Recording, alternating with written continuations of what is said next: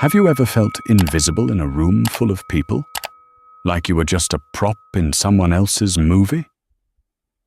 That was Sarah's life for 5 years. She was the plain wife, the charity case her ambitious husband, Richard, dragged along to dinner parties just to look like a family man. But on a freezing night in Manhattan, at the most exclusive gala of the decade, Richard made a fatal mistake. He thought he could mock his wife to impress a table of billionaires. He didn't know that the man sitting at the head of the table wasn't looking at Richard with respect. He was waiting for orders, and he was waiting for them from Sarah. This is the story of how a cruel husband lost everything in a single heartbeat.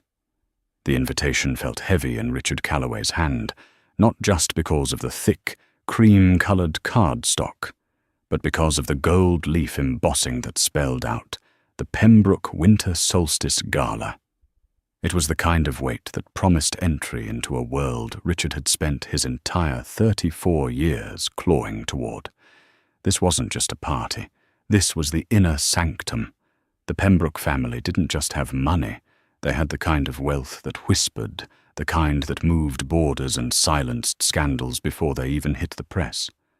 Richard adjusted his tie in the hallway mirror of their penthouse.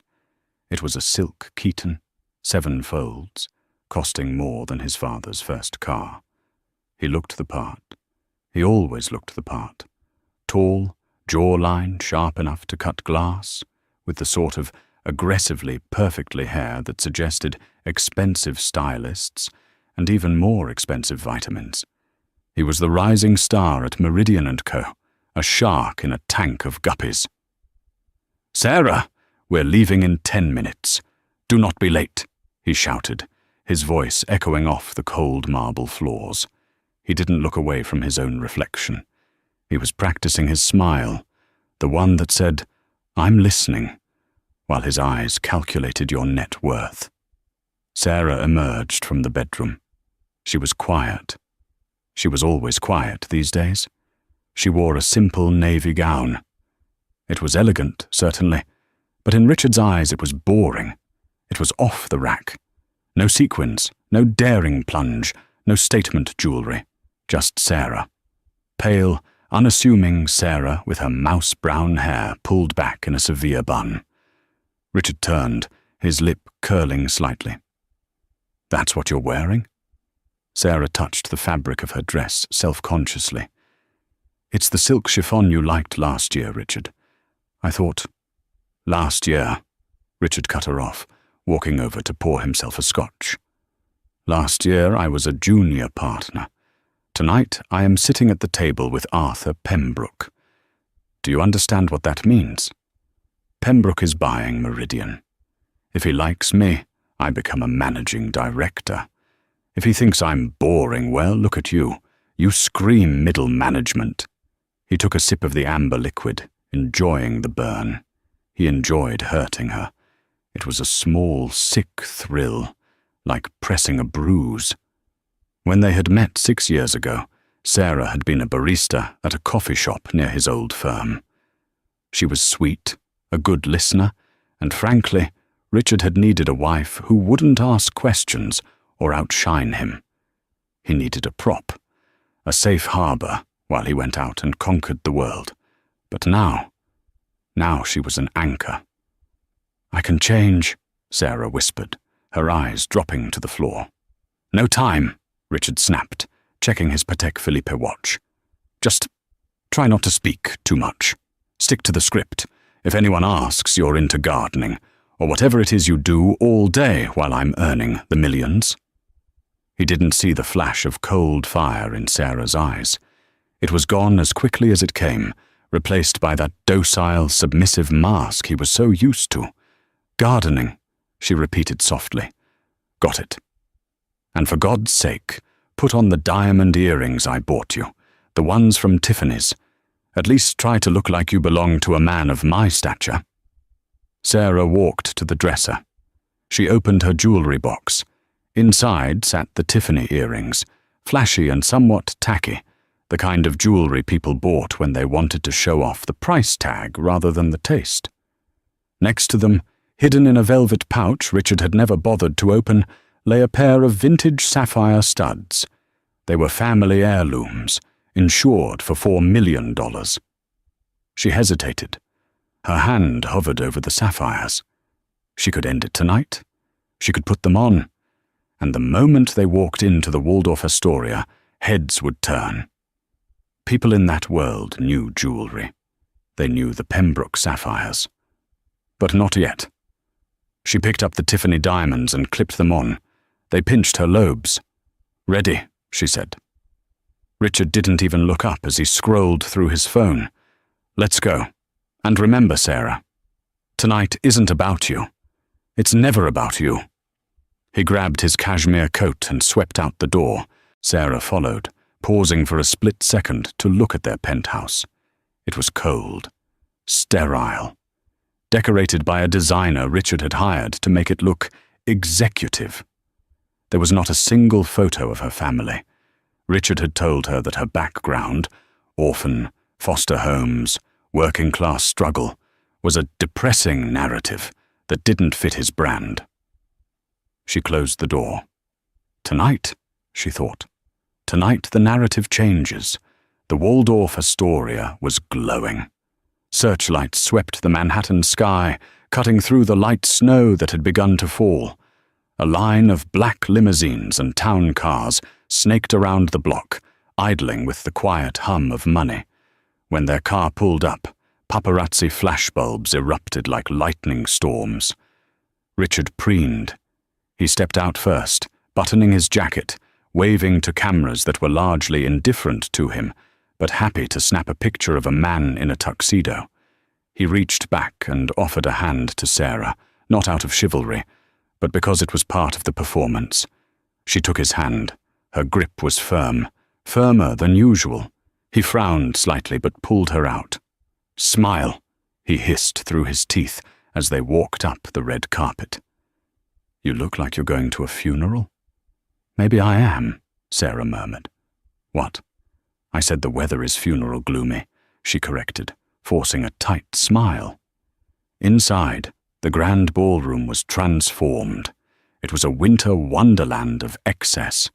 Ice sculptures the size of cars, chandeliers dripping with crystals that cost more than most houses, and a sea of people who controlled the fate of nations. Richard's eyes darted around the room, scanning for targets. "There's Jensen from Goldman," he muttered. "And there's the CEO of BP. Good Lord, everyone is here." He steered Sarah by the elbow, his grip bordering on painful. "We're at table 4. It's the Pembroke table. I had to pull every string I have to get this seat. Don't embarrass me." As they approached the table, a woman stood up. She was stunning, tall, wearing a backless crimson dress that hugged every curve, with blonde hair cascading down her shoulders in perfect waves. It was Jessica. Richard's step faltered for a microsecond. Then he grinned. Jessica was the senior VP of marketing at his firm. She was also the woman Richard had been sleeping with for the past 8 months. "Richard," Jessica cooed, leaning in to kiss his cheek, lingering just a second too long. "I saved you a seat." She glanced at Sarah, her eyes flicking up and down with dismissive amusement. "And this must be Sarah, the wife? Richard talks about you occasionally." The insult was wrapped in silk, but it was a dagger nonetheless. "Hello, Jessica," Sarah said, her voice even. "Richard talks about you, too. Mostly about how much you charge to the company expense account." Richard choked on air. Jessica's smile froze. "A joke!" Richard laughed loudly, too loudly, slapping Jessica on the shoulder. "Sarah has a quirky sense of humor, very dry. Come, let's sit." He maneuvered himself between the two women, turning his back entirely to Sarah, to engage Jessica in a hushed, intense conversation about quarterly projections and office politics. Sarah was left staring at the centerpiece, a massive arrangement of white roses and orchids. She picked up the place card in front of her. Mrs. Calloway. She looked at the empty chair across from them. The place card there simply read, "The host." The ballroom began to fill. Waiters in white gloves poured vintage Dom Perignon.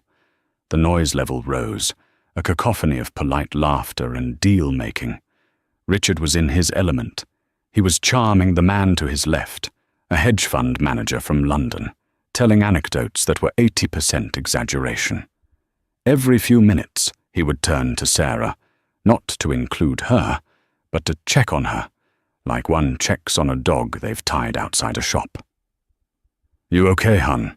Don't drink too much," he said condescendingly, patting her hand before turning back to Jessica to whisper something that made her giggle and touch his knee.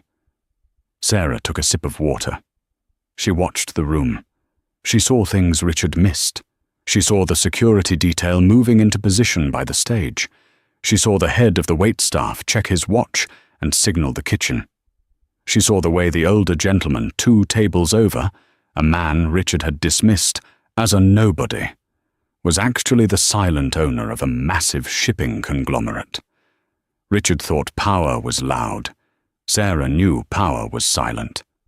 "So, Sarah," Jessica said suddenly, her voice pitched high enough for the whole table to hear, "Richard tells me you used to make coffee for a living. That must be fascinating. Do you miss the apron?" The table went quiet. The hedge fund manager looked uncomfortable. Richard didn't defend her. He smirked. He actually smirked, waiting to see how she would handle the humiliation. Sarah set her glass down. "It was honest work, Jessica. I learned a lot about people. You can tell a lot about a person by how they treat someone who serves them. For example, some people tip well. Others try to steal the tip jar when no one is looking." Jessica's face flushed pink. "Excuse me." "Just an observation," Sarah said lightly. Richard leaned in, his voice a low growl in Sarah's ear. "Stop it. You are embarrassing me. Know your place." "My place?" Sarah asked, turning to look him dead in the eye. "Yes. You are here because I brought you. You are wearing clothes I paid for. You are living a life I built. So sit there, shut your mouth, and let the adults talk."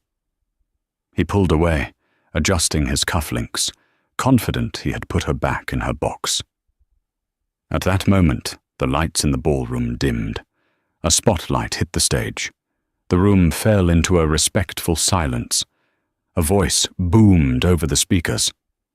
"Ladies and gentlemen, please welcome your host for the evening, the chairman of Pembroke Industries, Mr. Arthur Pembroke." Applause thundered.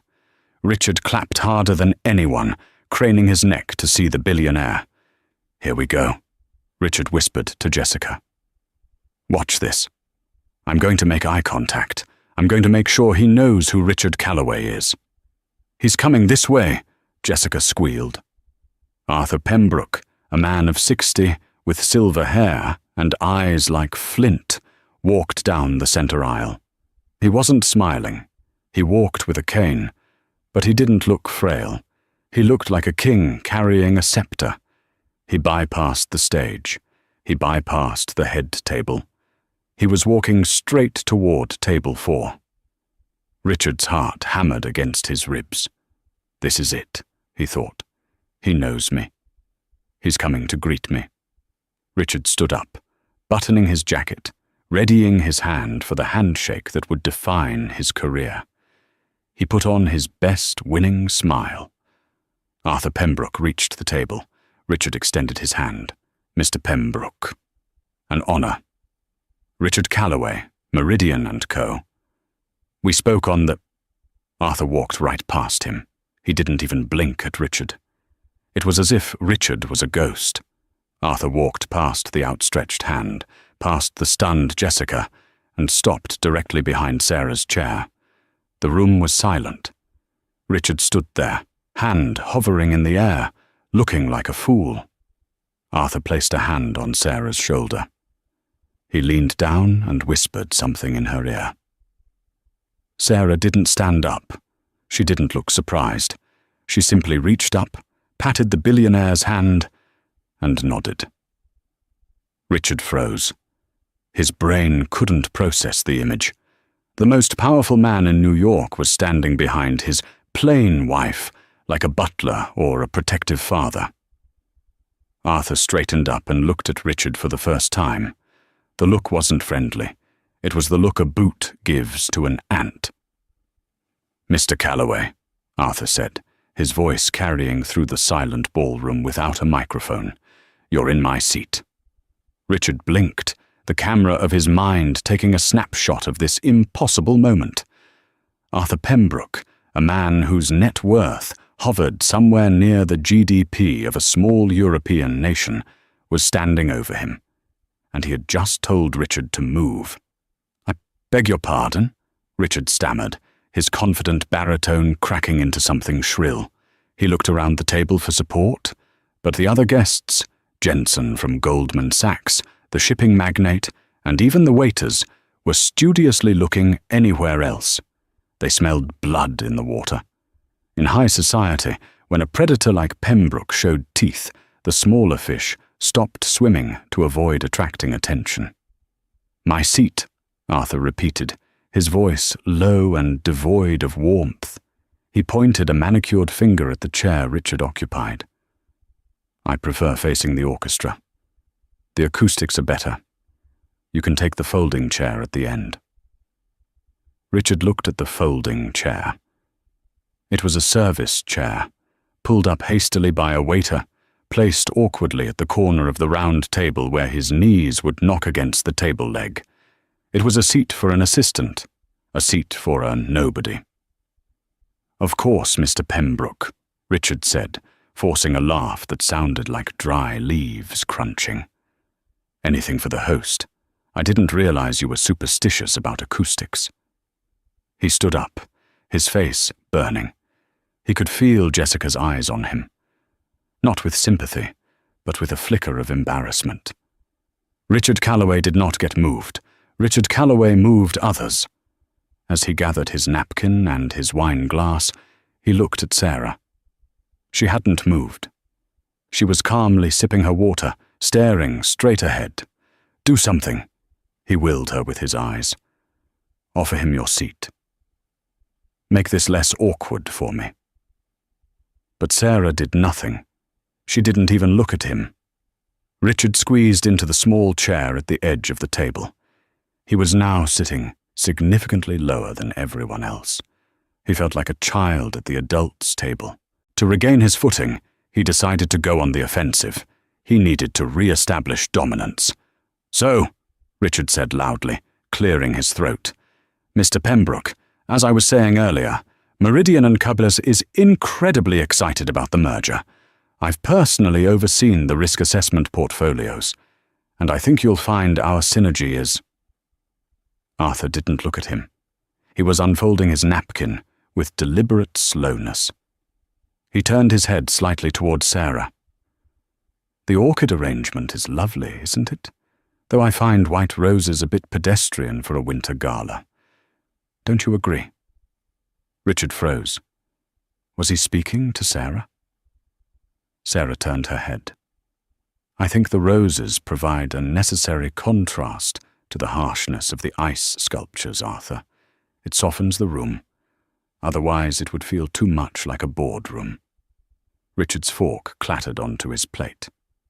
"Arthur?" She called him Arthur. "Sarah," Richard hissed, leaning forward. "Address Mr. Pembroke properly." Arthur raised a hand, silencing Richard without looking at him. "She is correct. It was a design choice, one my daughter would have liked." He finally looked at Richard. "Your wife has an eye for detail, Mr. Calloway. Does she work in design?" Richard laughed, a sharp, barking sound. He took a large gulp of his scotch. "Sarah?" "Good heavens, no. Sarah doesn't work. Well, she used to pour coffee. But now, her biggest decision of the day is whether to buy organic or non-organic kale. She's domestic." Jessica giggled. She reached out and touched Richard's arm, sensing it was safe to join the bullying. "Oh, stop it, Richard. You make her sound so simple. I'm sure she has hobbies. Do you knit, Sarah? I hear that's very popular with housewives." The table was silent again. The first course arrived, a delicate carpaccio of scallop with a citrus glaze. Richard saw his opening to be the sophisticated gourmand. "Ah, finally," he proclaimed. "Sarah, start from the outside fork, the small one. Don't use the salad fork for the fish, please.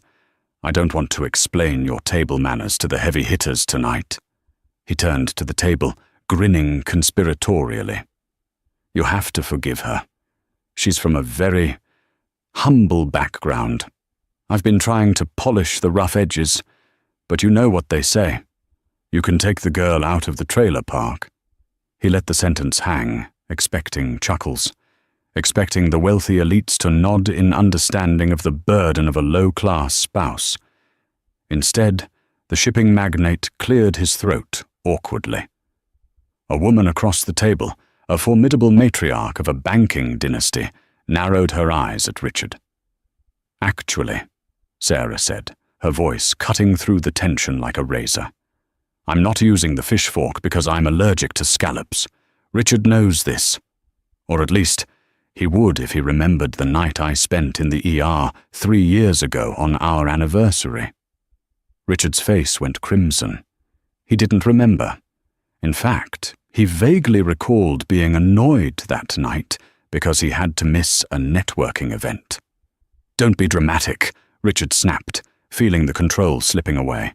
"It's a mild intolerance. Eat the garnish. It looks rude to refuse the host's food." "I wouldn't want her to die on my carpet, Mr. Calloway," Arthur said dryly.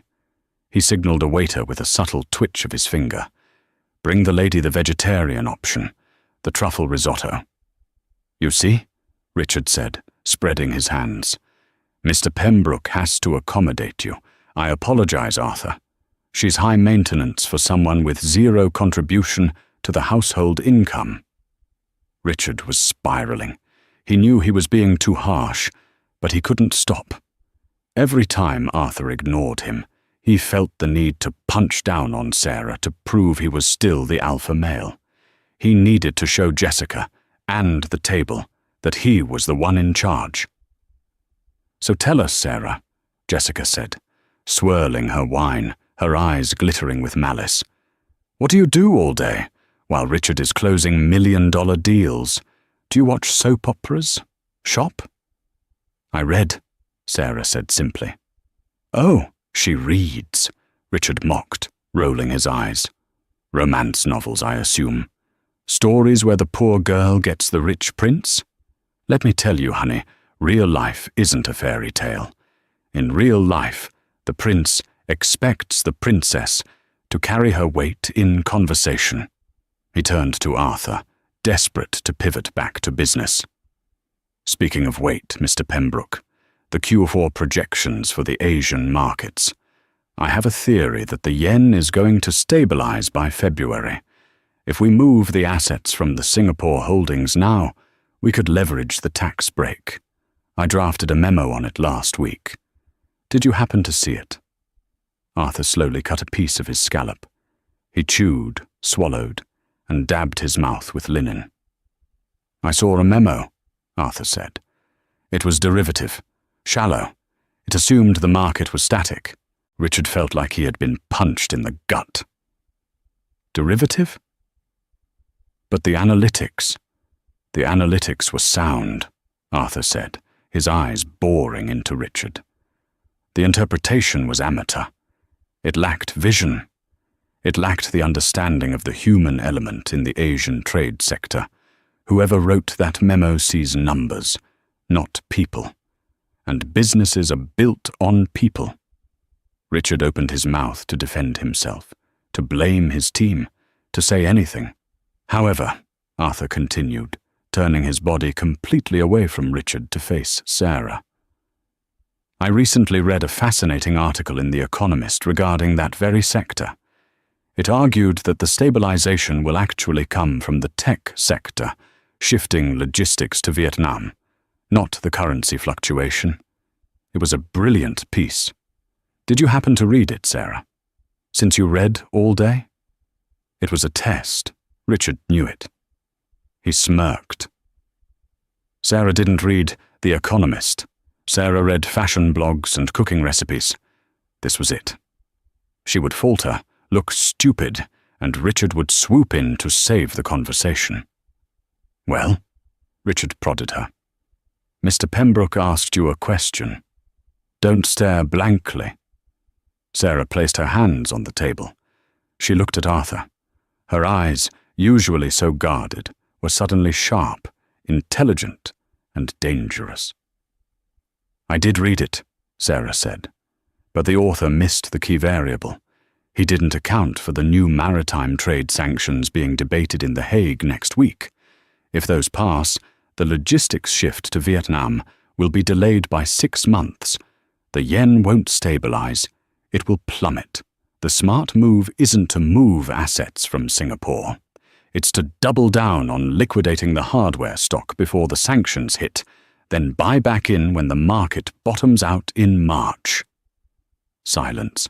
Absolute, suffocating silence. Richard stared at his wife. His mouth hung slightly open. He had never heard her use the words liquidating or sanctions in his life. She sounded like a managing director. Arthur Pembroke didn't look surprised. He looked satisfied. Precisely, Arthur said softly. Buy back in March. That is the move of a titan, not a middle manager. He glanced sideways at Richard on the word middle manager. Richard felt the room spinning. How did she know that? She must have overheard him on a call. Yes, that was it. She was parroting something she heard him say to a colleague. She was mimicking him to embarrass him. She's just repeating what I told her over breakfast, Richard blurted out, his voice desperate. I was explaining the market to her. She doesn't actually understand the mechanics of... I didn't tell you that over breakfast, Richard, Sarah interrupted, her voice cool and detached. Because you didn't know about the Hague sanctions. I checked your briefcase last night. You don't have the briefing papers. You're operating on week-old intelligence. The guests at the table gasped. Jessica dropped her fork. Richard's face went from red to purple. She was dismantling him. In front of Pembroke. In front of Jessica. You went through my briefcase, Richard roared, forgetting where he was. He slammed his hand on the table, making the crystal glasses jump. How dare you? You invade my privacy? You think you can sit here and lecture me on finance? You, who can't even balance a checkbook? He stood up, towering over her. You are drunk, that's it. You've had too much wine. We are leaving. He reached out to grab her arm, to physically haul her up from the table. Sit down, Mr. Calloway, Arthur said. The voice wasn't loud, but it stopped Richard's hand in mid-air. It was the voice of a man who owned the building, the police force, and the bank Richard used. She is my wife, Richard spat, though he pulled his hand back, and she is making a scene. You are the only one making a scene, Arthur replied calmly, and you are the only one standing. Sit down, or be removed. Richard looked at the security guard standing by the wall. They had taken a step forward. He slowly, agonizingly, sank back into his folding chair. He was trapped, he was humiliated, and he was furious. He glared at Sarah with pure hatred. Wait until we get home, his eyes promised. Wait until there are no billionaires to protect you. But Sarah wasn't looking at him. She was looking at Arthur, and for the first time in years, she was smiling. A real smile. Now, Arthur said, signaling for the main course. Let's discuss the future. Sarah, I have a proposition for Meridian & Co., but I'm not sure they have the leadership to handle it. I agree, Sarah said, taking a sip of wine. Their leadership is easily distracted by shiny objects. She glanced briefly at Jessica's sequined dress. Jessica shrank back in her seat, suddenly wishing she was invisible. The main course was Wagyu beef, served with a reduction that smelled of expensive earth and thyme. Richard couldn't taste it. The meat felt like ash in his mouth. He was vibrating with rage, his leg bouncing nervously under the table. The dynamic at table 4 had shifted irrevocably. Richard was no longer the protagonist of the evening. He wasn't even the antagonist. He was the court jester. Arthur Pembroke and Sarah were engaged in a low, intense conversation. They weren't talking about the weather or the gala. They were talking about business, real, high-stakes business. They discussed the volatility of the crypto markets, the zoning laws in downtown Manhattan, and the ethics of AI in stock trading. Richard tried to interrupt 3 times. Actually, the AI models are, "Eat your beef, Richard," Sarah said, not unkindly, but with the tone one uses for a toddler interrupting a phone call. "I will not be silenced at my own table," Richard whispered harshly. "It's not your table, Calloway," the shipping magnate on his left grumbled. "It's Pembroke's table, and frankly, your wife is making more sense than you have all night. Shut up and listen. You might learn something." Richard felt like he was in a nightmare. This was his world. His world. Sarah was the tourist. She was the one who was supposed to be asking dumb questions. How was she doing this? He looked at Jessica for support, but his mistress was busy, frantically typing on her phone under the table, likely updating her resume. She realized the wind had changed. She wouldn't look at Richard. She was distancing herself from the sinking ship. "You seem surprised, Richard," Arthur said suddenly, breaking his conversation with Sarah to address the sullen man at the end of the table. "I am confused," Richard admitted through gritted teeth. "My wife has evidently been memorizing Wikipedia articles to impress you. It's a parlor trick, a charade." "A charade," Arthur mused. He took a sip of water. "Interesting word. Tell me, Richard, do you know who founded Meridian & Co., the firm you are so proud to work for?" "Of course," Richard said, straightening his tie. "It was founded in 1958 by Cornelius Vance, a visionary." "Cornelius Vance?" Arthur nodded. "A good man. My godfather, actually." Richard's eyes widened. "I didn't know that." "There is a lot you don't know," Arthur said. "Cornelius had no sons. He had one daughter. She married a man named Harrison. They died in a plane crash 20 years ago. A tragedy." "I know the history," Richard said impatiently. "The company went public. The board took over." "Not exactly," Arthur corrected. "The majority shares, 51% of the company, were left in a trust, a blind trust, designated for the sole surviving grandchild, a girl. She was 18 at the time. She wanted to finish her education, travel, live a normal life without the burden of the Vance name. So she changed it. She disappeared into the world to learn what it was like to be a normal person, to work for a living." Richard frowned. "Why are you telling me this history lesson?"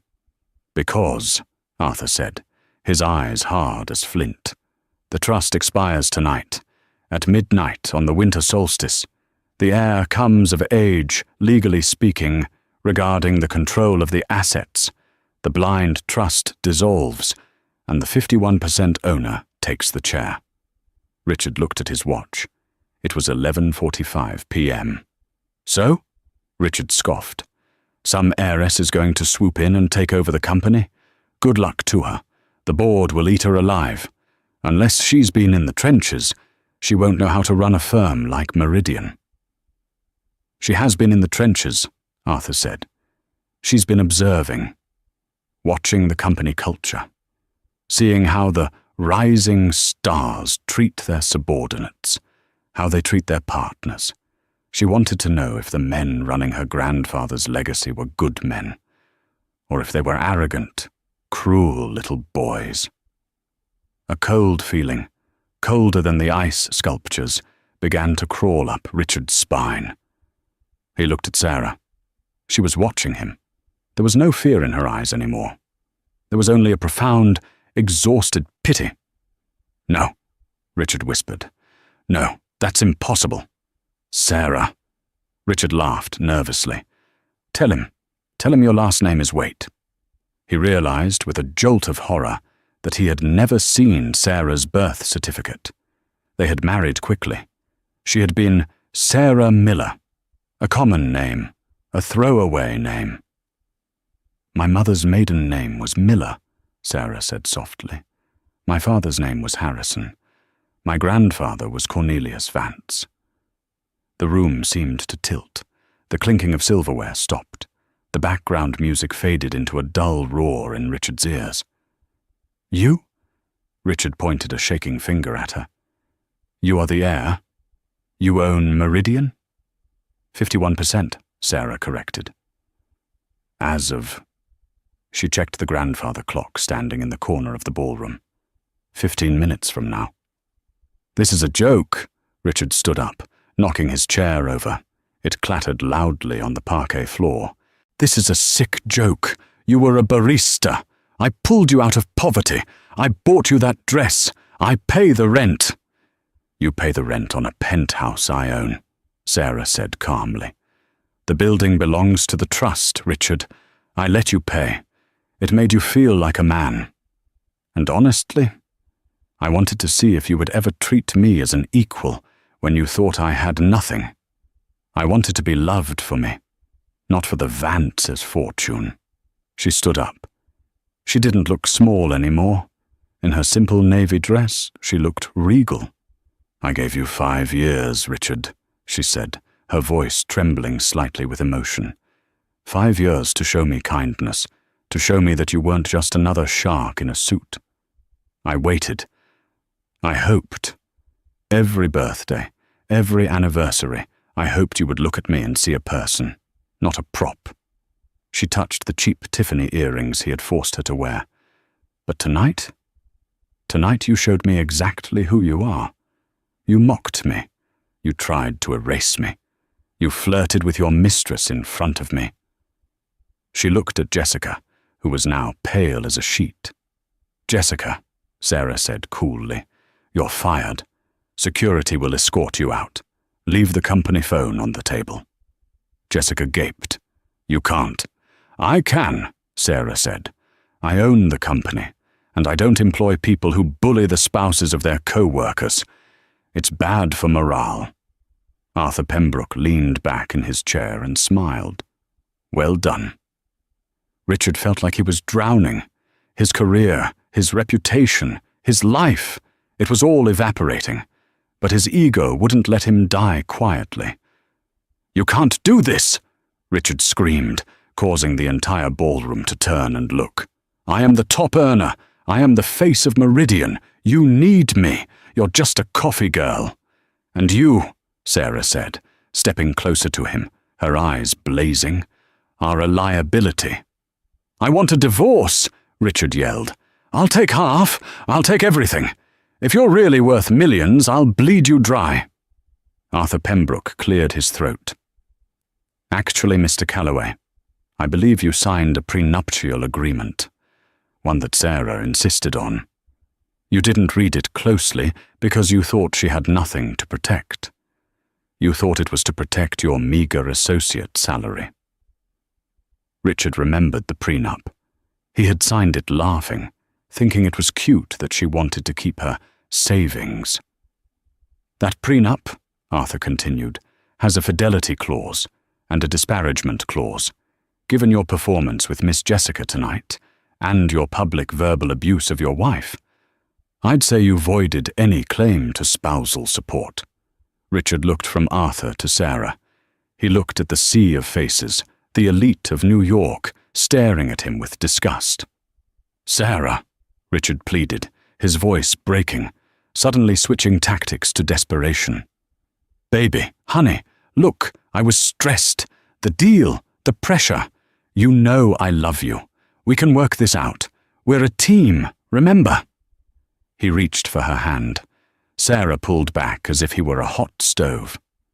"We aren't a team, Richard," she said. "We never were. You were the star, and I was the audience. But the show is over." She turned to Arthur. "Mr. Pembroke, I believe I'm ready to take my grandfather's seat now." "I believe you are," Arthur said. He stood up and gestured to the empty chair, the one Richard had originally been sitting in, the seat of power at the table. "Please," Arthur said. "Sit." Sarah Vance, heiress to the Meridian Empire, smoothed her dress and sat down at the head of the table. "Now," she said, looking at the shipping magnate and the banking matriarch, ignoring the man standing behind her, trembling in his tuxedo. "Let's talk about those sanctions in The Hague. I have some ideas on how to pivot our portfolio." Richard Calloway stood alone. No one offered him a chair. No one offered him a drink. He was invisible. But the night wasn't over, and the fall was just beginning. The walk from Table 4 to the exit of the grand ballroom was the longest journey of Richard Calloway's life. It wasn't just a walk. It was a parade of shame. The security guards, two men with necks as thick as tree trunks and earpieces that hummed with static, didn't drag him. That would have been too dramatic, too messy for the Pembroke Gala. Instead, they flanked him, close enough that their shoulders brushed his, a silent physical wall guiding him toward the double doors. Richard tried to keep his head up. He tried to lock eyes with the colleagues he had drank with, the clients he had courted, the rivals he had bested. But the room had developed a sudden, collective fascination with the ceiling, their plates, or the microscopic details of their napkins. He was a dead man walking. He was a contagion. "Don't touch me," Richard hissed at the guard on his left as they reached the velvet ropes. "I know the way. I'm an executive." "You were an executive," the guard replied, his voice a flat monotone. "Now you're a trespassing risk. Keep moving, sir." They pushed through the heavy doors into the foyer. The cold air from the entrance rushed in, a stark contrast to the perfumed warmth of the ballroom. Outside, the paparazzi were still waiting, huddled against the barricades, smoking cigarettes and checking their cameras. They looked bored. They were waiting for a starlet to stumble or a politician to be caught with a mistress. They weren't expecting Richard. But as the doors swung open, and Richard was essentially ejected onto the red carpet, sans coat, which he realized with a pang of despair was still at the coat check inside, a ripple went through the press line. Phones lit up. "Is that Calloway from Meridian?" one photographer shouted. "Where's the wife? Where's the plain Jane?" another heckled. Richard shielded his eyes against the flashbulbs. He couldn't let them see him like this. He needed a narrative. He needed to spin this before the morning papers. He straightened his spine, shivering in the biting wind. "Gentlemen," Richard called out, forcing a smile that looked more like a rictus of pain. "Just a minor misunderstanding. A little too much excitement inside. The merger talks are intense." A reporter from the New York Post, a woman with sharp eyes and a sharper pen, stepped forward. "Misunderstanding. We just got a press release from Pembroke Industries, sent 30 seconds ago." Richard froze. "What?" The reporter held up her phone. "It says, Meridian and Comedos announces immediate restructuring. Sarah Vance, granddaughter of founder Cornelius Vance, assumes majority control effective midnight. Current management under review for ethical violations." "Care to comment on the ethical violations, Mr. Calloway?" The color drained from Richard's face. Midnight. The trust had dissolved. It was happening in real time. "That's unverified," Richard stammered. "Sarah is unstable. She's confused." "She looks pretty stable on the live stream," the reporter deadpanned, pointing to a large screen mounted on the side of a news van. Richard turned. There, on the screen, was the inside of the ballroom he had just been expelled from. Sarah was standing at the podium on the stage. She looked small against the backdrop of the massive organ pipes, but her voice was amplified, clear and steady. "For too long," Sarah was saying, her voice echoing over the speakers outside, "Meridian has prioritized profit over people. We have rewarded arrogance and punished humility. We have built a culture where status is valued more than substance. Tonight, that ends. My grandfather built this company on integrity. I intend to restore it." The camera cut to the crowd. The billionaires, the titans of industry, were applauding. Arthur Pembroke was leading the ovation.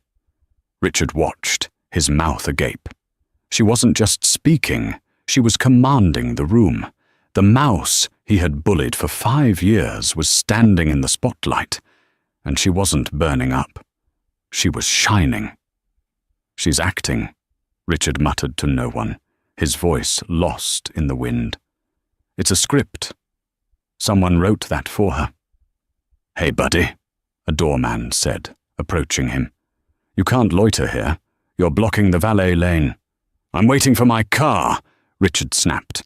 "The Mercedes S-Class, black." The doorman checked his clipboard. "Callaway?" "Yeah, we got a notification on that too. The vehicle is registered to the company fleet. The leaseholder just revoked access. We can't release the keys to you." Richard felt the ground sway. "You stole my car." "Company car," the doorman corrected. "Not your car. You want a taxi? The yellow ones are around the corner." It was the ultimate indignity. Richard Callaway, the man who had spent 3 hours getting ready in a $7,000 suit, had to walk 2 blocks in the freezing sleet to hail a cab. As he walked, the snow soaking through his thin dress shoes, he could hear the applause from the ballroom still thundering, a sound that would haunt him for the rest of his life. Inside the ballroom, the atmosphere was electric. Sarah stepped down from the podium, her legs trembling slightly. It was the first time she had let the facade crack. Arthur was there instantly, offering her a glass of water. "Breathe," he said gently. "You did it." "I thought I was going to pass out," Sarah admitted, gripping the glass. "Did I sound okay?" "You sounded like Cornelius," Arthur said, a rare smile touching his lips. He would have been proud. "You didn't just fire a warning shot, Sarah. You sank the enemy fleet." Sarah looked toward the doors where Richard had exited.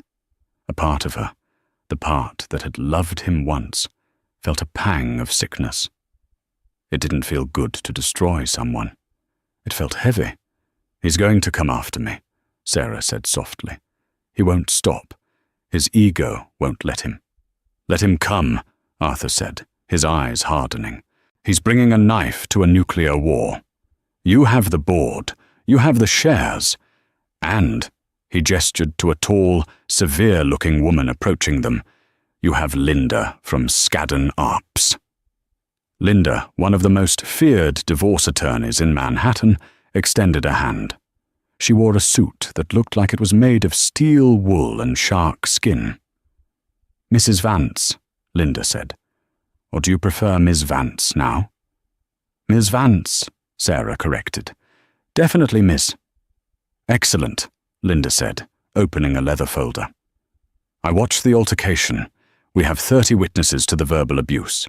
We have the prenup, and I've already had a forensic accountant freeze the joint assets, pending the audit of his business expenses.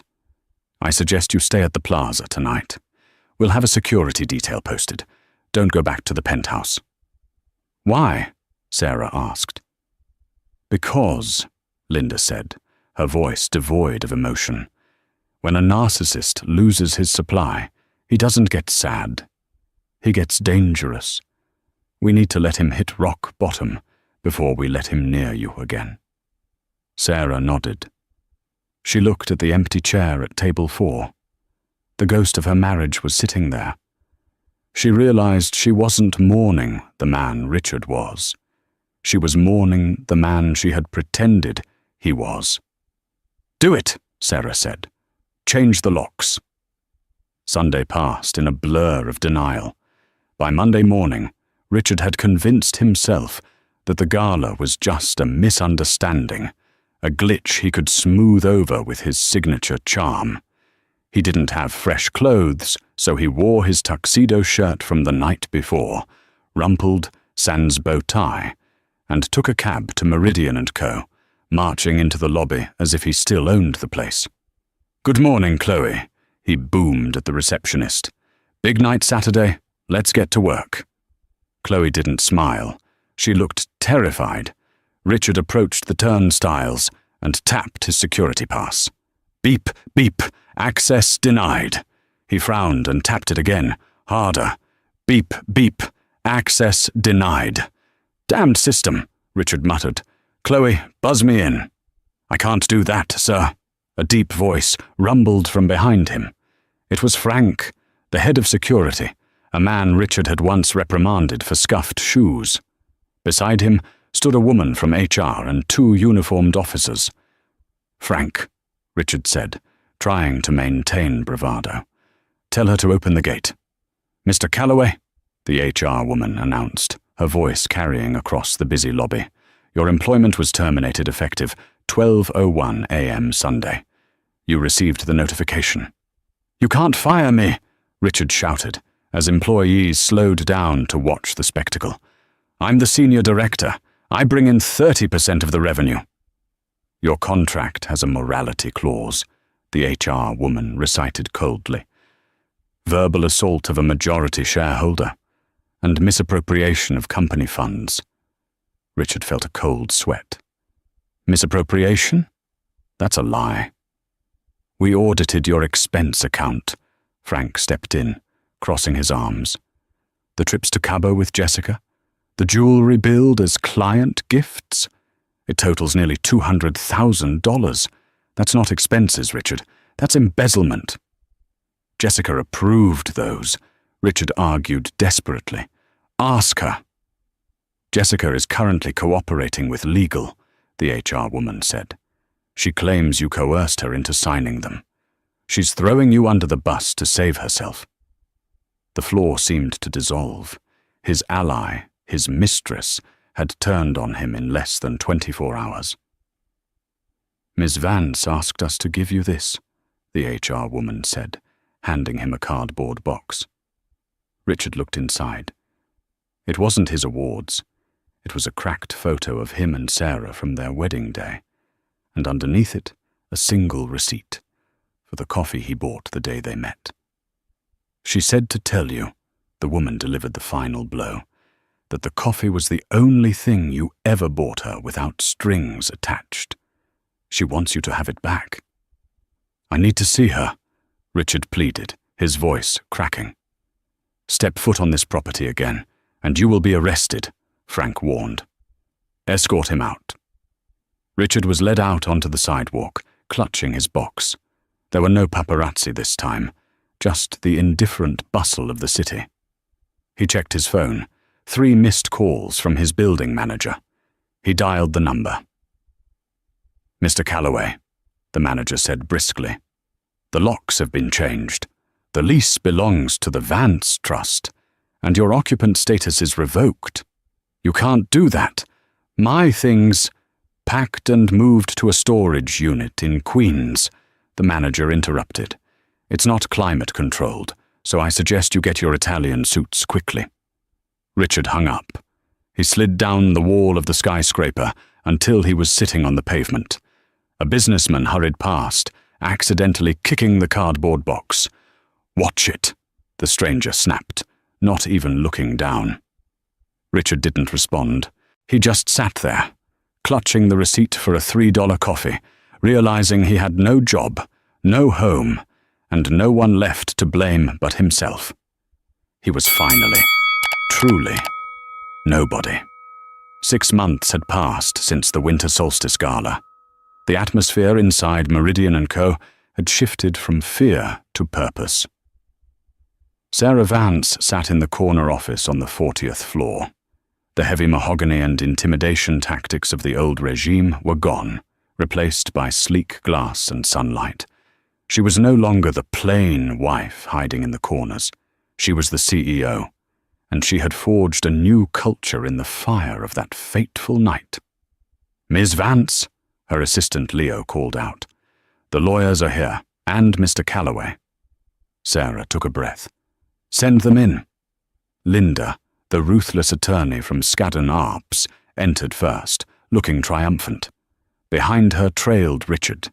He was a shadow of his former self. He had lost weight, and his suit, one of the few he salvaged from storage, hung loosely on his frame.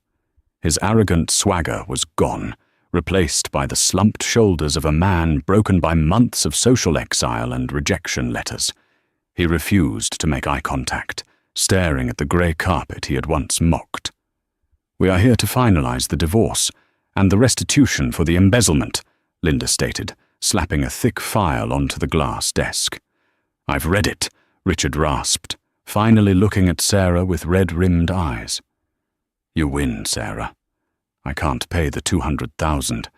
I've been blacklisted. Even Jessica testified against me to save her own skin." "Jessica is working in the archives now," Sarah said coolly. "She's learning humility, something you're about to learn." "So what happens?" Richard asked, his voice trembling. "Jail? Is that what you want?" Sarah walked to the window. She remembered the pain he had caused, but she also remembered the insecure man beneath the ego. "Jail doesn't get my company's money back, Richard, and it doesn't make me a better person." She slid a folder across the desk. "This is an alternative."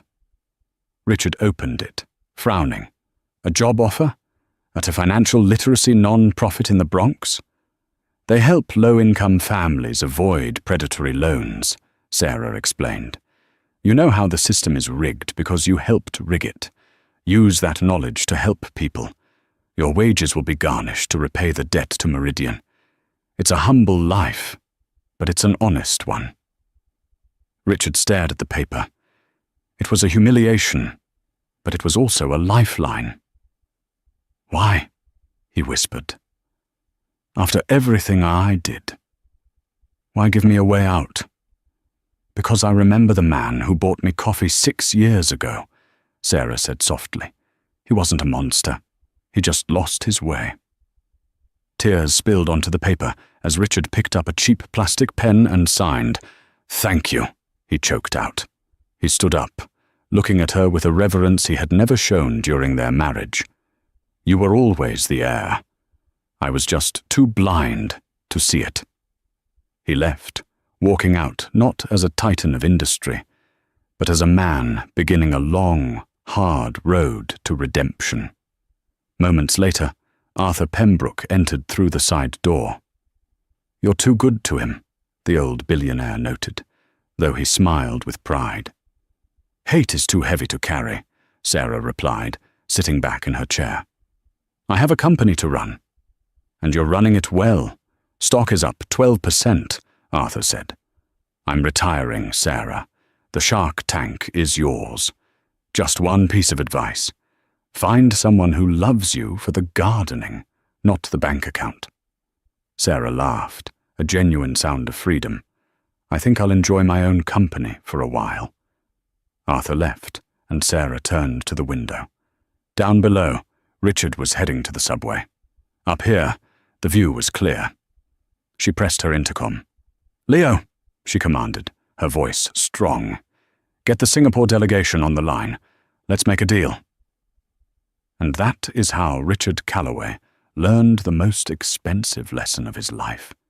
He spent years chasing status, thinking that power came from the people you could impress or the people you could step on. He was so busy looking up at the billionaires that he never looked sideways at the woman holding his hand.